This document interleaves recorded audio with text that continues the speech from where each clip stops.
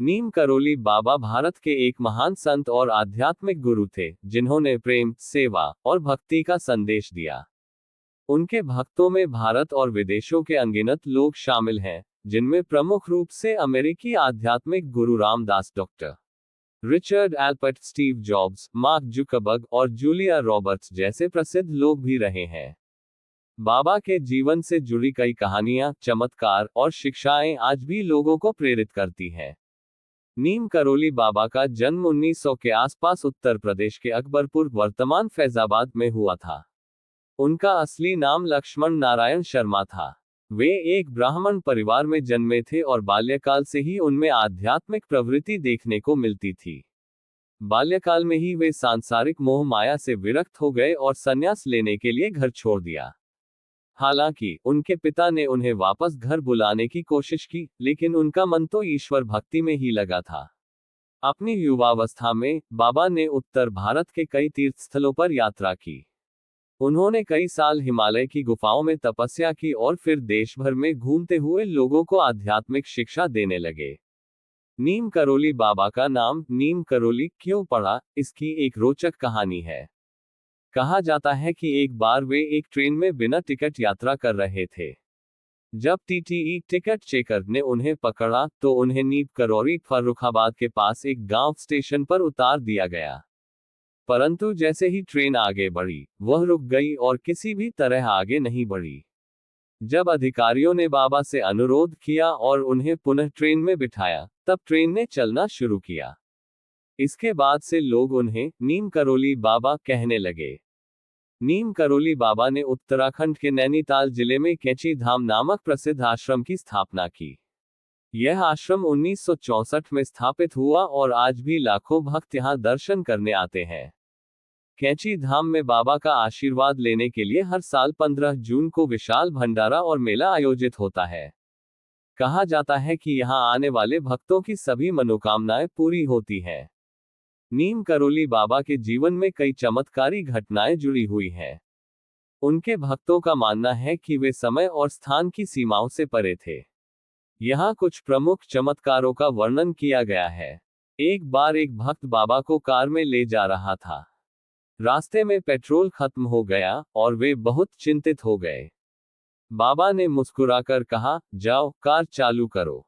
भक्त ने engine start किया और चमत्कारी रूप से कार बिना पेट्रोल के कई किलोमीटर तक चली। कई भक्तों का कहना है कि जब वे किसी संकट में होते तो बाबा दूर रहकर भी उनकी सहायता कर देते थे। रामदास ने अपनी किताब मिरेकल ऑफ लव में लिखा है कि कई बार जब वे मुश्किल में होते, बाबा किसी न किसी रूप में उनकी मदद कर देते थे। नीम करोली बाबा का दर्शन सरल था। वे प्रेम, सेवा और भक्ति को सबसे बड़ा धर्म मानते थे। बाबा सिखाते थे कि प्रेम और करुणा से बढ़कर कुछ नहीं है। उन्होंने हमेशा भक्तों से कहा कि सबसे प्रेम करो, भगवान तुम्हारा ध्यान रखेगा। वे कहते थे कि सच्ची भक्ति वह है जो दूसरों की सेवा में है।